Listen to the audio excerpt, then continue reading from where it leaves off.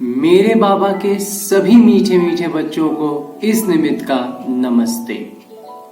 आज की मुरली से बाबा ने जो मोतियां लुटाई हैं उसे सभी मीठे मीठे बच्चों ने अपने संस्कार अनुसार, अपने स्वस्थिति और परिस्थिति अनुसार मोतियां तो चुन ली है ना। चलिए अब आगे अपने पुरुषार्थ को तीव्र करने के लिए, तीव्र पुरुषार्थी बनने के लिए और बुद्धि रूपी कलश को ज्ञान रूपी माखन से भरने के लिए शुरू करते हैं मुरली का मंथन। आज की मुरली में बाबा कहते हैं कि यहाँ आवाज की जरूरत नहीं है, यहाँ चुप रहकर, शांति में रहकर शांति का साकाश, शांति की ऊर्जा फैलानी है। वास्तव में शांति धाम हम आत्माओं का घर है। इस बात को स्मृति में रखेंगे तो हमें आवाज पर निर्भर नहीं रहना पड़ेगा। इसके लिए बहुत सी आत्माएं हैं जो कहती हैं, जिनको ऐसा लगता है, जो खास करके जो पक्के नहीं हुए हैं, जो नए हैं ज्ञान में, उनको ये समस्या होती है कि जब तक गीत नहीं सुनेंगे, बाबा का गीत नहीं बजाएंगे, कोई कमेंट्री नहीं लगाएंगे तो बाबा से योग नहीं लगेगा। जबकि वास्तविकता इसके ठीक विपरीत है। जब पूर्णतः शांति में रहेंगे, मन से शांत होने की आवश्यकता है। भौतिक रूप से कोई आवाज दे रहा है, कोई सड़क पर हल्ला हो रहा है, कुछ हो रहा है, कुछ भी स्थिति हो, उसका असर अपने मानसिक पटल पर नहीं पड़े।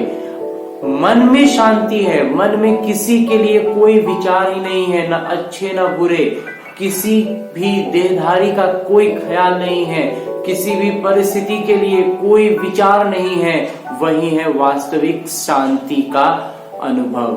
और उस अनुभूति में जब रहेंगे तब बाबा को अपने सम्मुख, अपने प्रत्यक्ष कर पाएंगे। आत्मा की जो स्थिति है उसका वास्तविकता को समझने के लिए विकारों में जो हम इतने उलझे हुए हैं ना, इन उलझनों से हटना, इन उलझनों को समझ पाना कि ये विकार क्या है, कैसे हैं और ये विकार है, इनको इन्हीं को विकार कहते हैं, ये समझ लाना ही सबसे प्रमुख ज्ञान है। और इसके लिए बाबा कहते हैं कि ये गीता पाठशाला है, यहाँ कोई मंत्र नहीं देते हैं। बहुत सी आत्माओं को ये भी एक भ्रम होता है कि कोई मंत्र होगा ना, यहाँ पर आएंगे तो कोई मंत्र मिलेगा। तो ये पुराने भक्ति मार्ग का इतना लंबा संस्कार है जो पूरी तरह से ऐसा पकड़ा हुआ है कि मतलब अंदर में बैठा हुआ है ये बात कि जब तक कोई मंत्र नहीं मिलेगा, उस मंत्र को नहीं पढ़ेंगे, जपेंगे, तब तक कैसे कुछ भी होगा। तो जबकि बाबा कहते हैं कि ये बाबा कौन है? ज्ञान के सागर हैं। इस ज्ञान सागर में हमें गोते लगाने हैं। इसमें कोई सीमित चीज नहीं मिलेगी कि इतना सा ले लिया।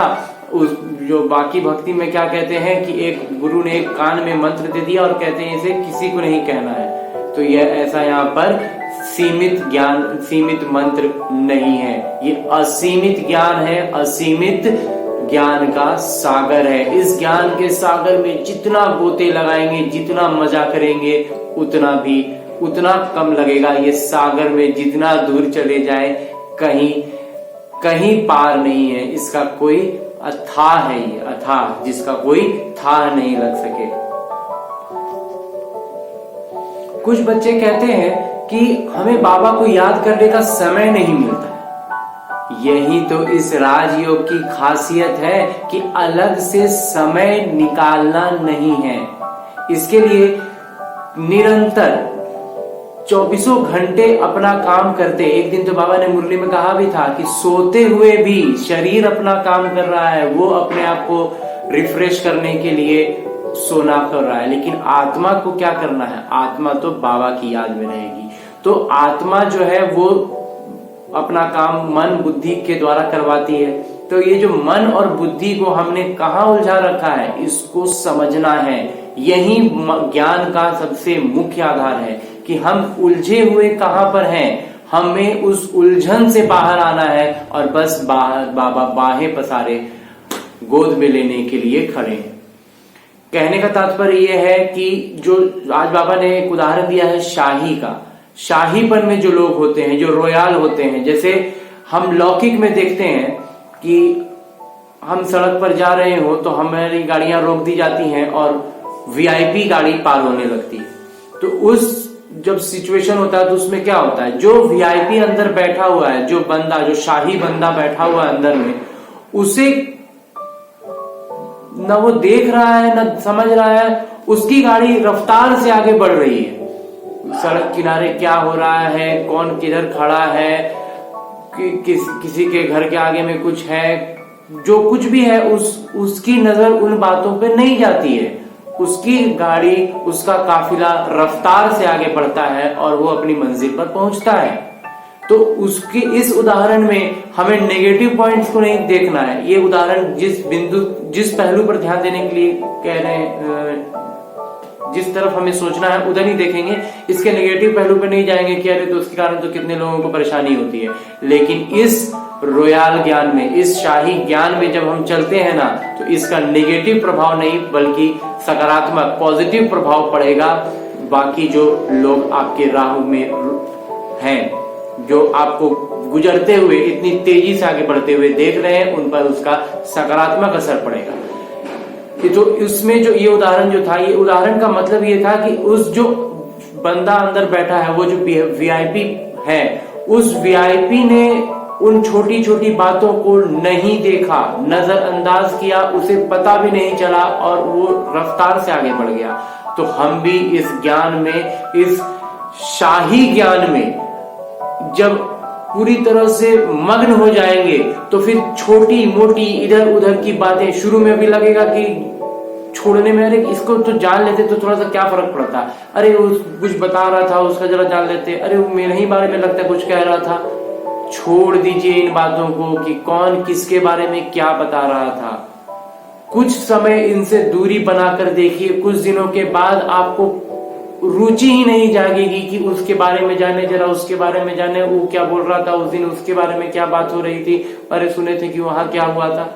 इन सब बातों में उलझे रहेंगे, आपकी शाही वाहन, आपका शाही सफर रास्ते में ही उलझता रहेगा। आप गाड़ी से उतर उतर के एक एक को देखते रहेंगे, उन्हीं में फंसे रह जाएंगे, आप आगे नहीं बढ़ पाएंगे। आपको आगे बढ़ना है तो अपनी सम्मान की सीट पर विराजमान रहिए, अपने आत्मिक स्थिति में रहिए और तेजी से अपने मंजिल की ओर बढ़ते जाइए। छोटी छोटी बातों को छोड़ देंगे तो कुछ समय में अनुभव करेंगे कि खुद भी आगे बढ़ेंगे और आप जहां से इतनी तेजी से आगे निकल गए होंगे, वहां के आत्माओं पर भी इसका असर जरूर पड़ेगा। बाबा कहते हैं शांति सबको चाहिए, लेकिन यहीं पर चाहिए। शांति धाम जाने की बातें कोई नहीं सोचते, जो अज्ञान में भी है वो भी। शांति तो सबको चाहिए, चाहे वो ज्ञान में आए हो या नहीं भी आए हो।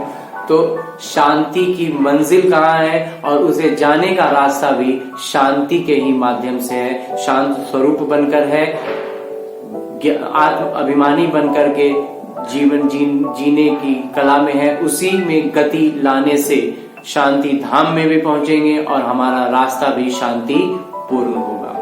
और अंत में वरदान देते हुए बाबा कहते हैं कि एक की याद में एकाग्र रहेंगे, मन मना भव रहेंगे, तो सर्वदा ये अनुभूति करेंगे कि आप सजग हैं, तैयार हैं, दुरुस्त हैं, चुस्त दुरुस्त हैं। और जब इस स्थिति में है तो हम उसी को संपूर्ण होना कहते हैं। बाबा आज यही वरदान दे रहे हैं। बाबा कहते हैं कि किसी भी परिस्थिति के लिए सर्वदा तैयार। अभी प्रलय, आज प्रलय हो जाए तो आज भी तैयार। इतनी तैयारी रहे, इतनी मानसिक अवस्था इतनी मजबूत रहे तो हम सीधे